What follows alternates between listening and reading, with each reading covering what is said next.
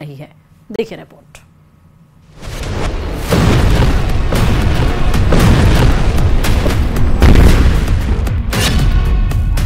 Biden के बम के बिना, अमेरिका के विरोध के बावजूद, पश्चिमी देशों की धमकियां अनसुनी करके इजरायल का रफा पर घनघोर हमला जारी।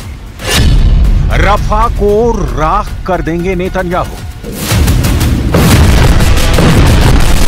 पिक्चर बिल्कुल क्लियर है। इजरायल को किसी की परवाह नहीं, उसका टारगेट सेट है। हमास के आखिरी आतंकी को खत्म करने तक इजरायल नहीं रोकने वाला। बीच में चाहे 14 लाख की आबादी वाला रफा का इलाका है, चाहे बाइडेन के हथियारों की खेप रोक देने की धमकी आए, इजरायली डिफेंस फोर्स रुकने वाली नहीं है। नतीजा सामने है, रफा जल रहा है। इजरायली सेना ने रफा को रसद पानी पहुंचाने वाली आखिरी लाइन पर भी कब्जा कर लिया है। रफा सिसक रहा है, सुबक रहा है। इजरायली फोर्स लाश पर लाश बिछा रही है।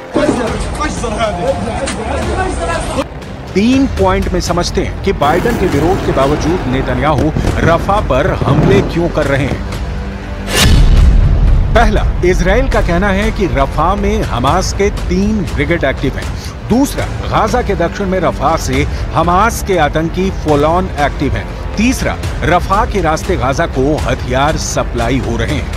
בדרום הרצועה, במרחב מזרח רפיח, כוחות אוגדה 162 ממשיכים בלחימה נגד יעדי טרור והברחת אמצעי לחימה במרחב מזרח רפיח.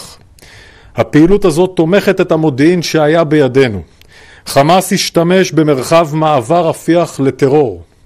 מצאנו במרחב מספר פירי מנהרות טרור שאנחנו חוקרים אותם וסורקים אותם בשעה. मतलब साफ है कि रफा पर कब्जा किए बिना गाजा का समूल नाश नहीं किया जा सकता। लिहाजा कोई टोके, कोई रोके, इजरायल रफा पर हमला करने से चूकने वाला नहीं है। अमेरिकी कोशिश है कि नेतन्याहू रफा को निशाना नहीं बनाए, क्योंकि वहां बड़े पैमाने पर हमले में सिविलियन की मौत हो सकती है। लेकिन क्या सिर्फ यही वजह है कि बाइडेन इजरायल को मदद करने के कदम अब पीछे खींच रहे हैं? As you all know, obviously last night the president outlined what has been our policy on Rafah, that his support for Israel's defense is ironclad, and Israel has every right to go after Hamas and those responsible for October 7th massacres. What we do not support is a major ground operation in Rafah, a city now sheltering over 1 million people, since we believe there are better alternative ways to go after Hamas.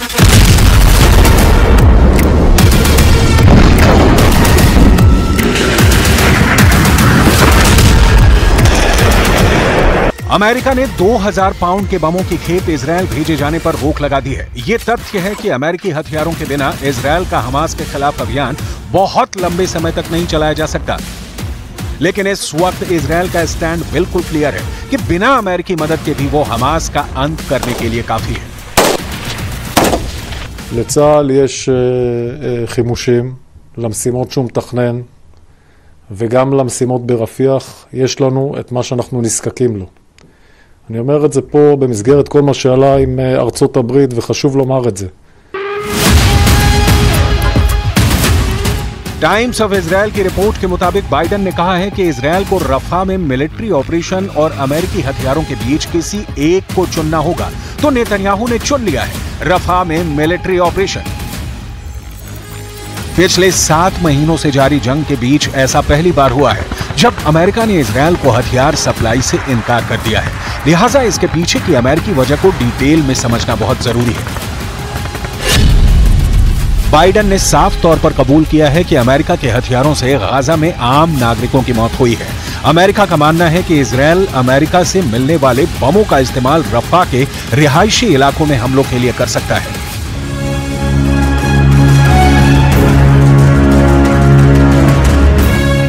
लेकिन Israel को हथियार देना बंद करने के पीछे सिर्फ रफा में होने वाली मौतों की आशंका नहीं है, पिछले कुछ समय से इजरायल को मदद देने पर प्रेसिडेंट बाइडेन को आलोचनाओं का सामना करना पड़ रहा है। अमेरिकी यूनिवर्सिटीज में फिलिस्तीन के समर्थन में लगातार प्रदर्शन हो रहे हैं। कई अमेरिकी सांसद भी इजरायल को भेजी जाने वाली मदद पर सवाल उठा चुके हैं। जाहिर है बाइडेन का यह एक्शन मजबूरी में उठाया गया कदम है।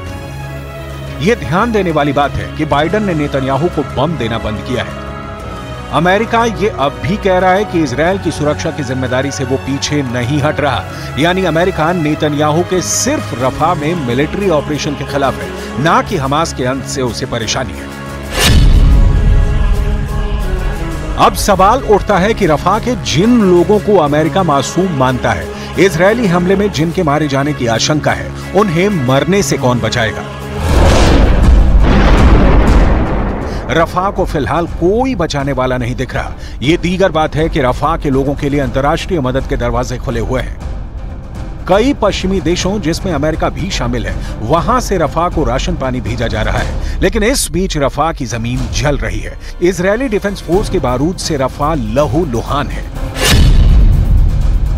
अब तक 1 लाख से ज्यादा लोग पलायन के लिए मजबूर हुए हैं। 7 अप्रैल से अब तक कम से कम 50 लोगों की रोजाना मौत हो रही है। रफा में मौत और जख्मों की रिपोर्ट सिर्फ चौंकाती नहीं है, डराती भी है।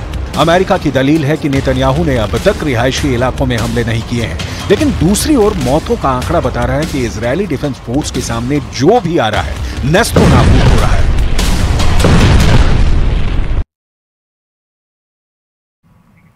चलिए, इस बीच उदयपुर से बड़ी खबर यह है कि ससुराल पक्ष से परेशान होकर एक विवाहिता ने सुसाइड कर लिया। विवाहिता ने सुसाइड का जरिया जहर खाकर किया है। दरअसल सबीना थाना क्षेत्र की ये पूरी घटना है। मृतका के शव का मेडिकल बोर्ड से पोस्टमार्टम कराया जा रहा है। परिजनों ने सास, ससुर और पति पर परेशान करने का आरोप भी लगा दिया। पुलिस ने अब मामला दर्ज कर जांच शुरू कर दी है। तो उदयपुर से बड़ी खबर है। और गहलोत के बयान पर घनश्याम तिवारी का एक पलटवार आया है, जहां पर उन्होंने पलटवार करते हुए कहा कि कांग्रेस पार्टी तो पहले से ही पराजय स्वीकार कर चुकी है। कितने ही स्टेटमेंट दे, ये हताशा भरे हैं। मान्यता प्राप्त विरोधी दल जितनी सीट भी नहीं मिलेगी।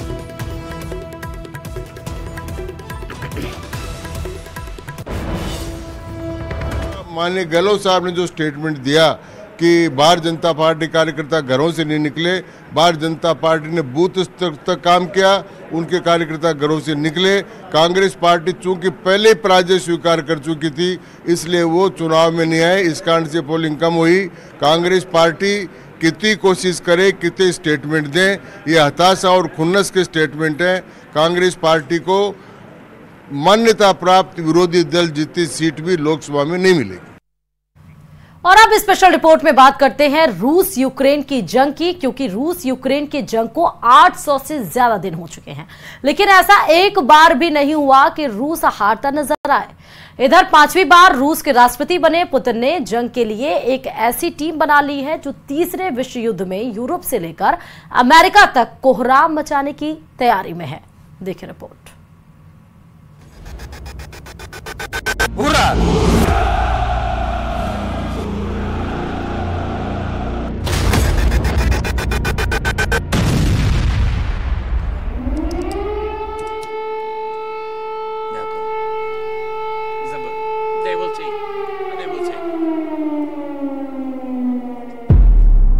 पुतिन ने बोला हुर्रा, कीव में बजा siren. За победу! Ура! They will take. They will take.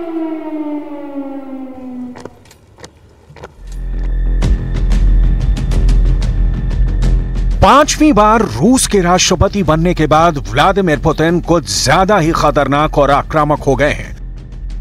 Putin के तेवर और बॉडी लैंग्वेज आज ऐसी हो चुकी है जिसे देखकर साफ लगता है कि वो रत्ती भर ना तो अमेरिका की परवाह कर रहे हैं और ना ही 32 देशों से बने नाटो से जरा भी डर रहे हैं।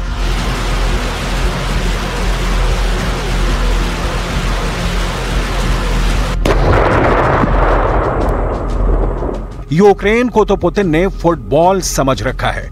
जब जी चाहता है 2-4 लातें मार देते हैं। कुछ जानकारों का दावा है कि 800 से ज्यादा दिन की जंग के बाद पुतिन समझ चुके हैं कि पश्चिमी देशों की सैन्य क्षमता से कैसे निपटना है और रूस के पक्ष में अमेरिका के दुश्मनों को कैसे मिलाना है। यही वजह है कि 9 मई की विक्ट्री डे परेड में पुतिन ने साफ साफ धमकी दी है कि रूस आने वाले दिनों में यूक्रेन से लेकर यूरोप तक अपने मिशन को जरूर पूरा करेगा। इस धमकी का सीधा असर यूक्रेन की राजधानी कीव में देखा गया, जहां राष्ट्रपति ज़ेलेंस्की और यूरोपीय संसद के अध्यक्ष रोबर्टा मेत्सोला को मीडिया से बात करते वक्त अचानक सुरक्षित जगह पर जाना पड़ा, क्योंकि रूस के मिसाइल और ड्रोन को लेकर बजे सायरन ने पूरे कीव में कोहराम मचाकर रख दिया। При збільшенні постачання зброї ми зможемо зупинити їх на Сході. Там зараз у них ініціатива. Це не секрет. Нам потрібно їх зупинити, забрати ініціативу в свої руки. Це можна тільки, коли в руках є щось міцне. Россия будет делать все, чтобы не допустить глобального столкновения. Но в то же время никому не позволим угрожать нам. Наши стратегические силы всегда в боевой готовности. Внимание! Пуск! Есть пуск.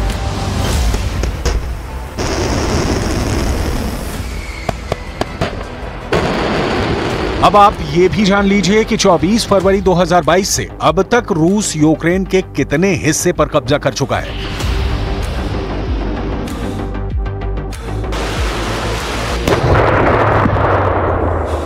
यूक्रेन की डीप स्टेट टेलीग्राम चैनल की रिपोर्ट का दावा है कि रूस ने यूक्रेन की 62,000 वर्ग किलोमीटर से ज्यादा जमीन पर कब्जा कर लिया है। दावा तो यहां तक किया गया है कि रूस अब तक यूक्रेन के 5वें हिस्से पर कब्जा कर चुका है। यूक्रेन के डोनेट्स्क, खेरसोन, लुहांस्क और ज़ैपोरिज़िया इलाके रूस के कब्जे में आ चुके हैं। इधर आईएसडब्ल्यू का अनुमान बेहद चौंकाने वाला है। आईएसडब्ल्यू का कहना है कि रूस 1 लाख वर्ग किलोमीटर से अधिक इलाके को कंट्रोल कर चुका है, यानी कागजों में यूक्रेन जीत रहा है और जमीन पर रूस जीत रहा है।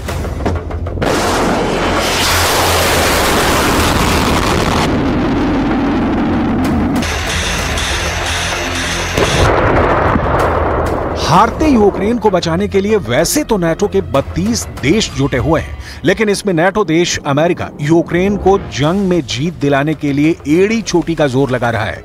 अमेरिका ने यूक्रेन को नई 61 अरब डॉलर की सैन्य सहायता जारी की है ताकि हारते यूक्रेन को जिताया जा सके। वहीं दूसरी तरफ रूस में Putin France, America, Britain, Germany के घातक हथियारों की प्रदर्शनी दिखा रहे हैं और दावा कर रहे हैं कि रूस से जो भी पश्चिमी देश टकराएगा उनके हथियारों को रूस भून कर रख देगा। जंग के 6 यार, पुतिन की विश्व युद्ध टीम। जरा पुतिन के साथ मौजूद इन राष्ट्र प्रमुखों को गौर से देख लीजिए। ये वो लोग हैं जो रूस के साथ मरते दम तक साथ देने का वादा कर चुके हैं। इसमें बेलारूस के अलेक्जेंडर लुकाशेंको, कजाकिस्तान के कासिम जोमार्ट टोकायेव, किर्गिस्तान के सदीर झापारोव, आर्मेनिया के निकोल पशिन्यान, उज्बेकिस्तान के शौकत मर्जियोयेव और क्यूबा के मिगुएल दियाज कैनेल मौजूद हैं। ये जंगी टीम मॉस्को में पुतिन के साथ बड़े युद्ध की तैयारी में जुटी है। 1500 किलोमीटर दूर से हमला, अब नाटो और रूस की जंग।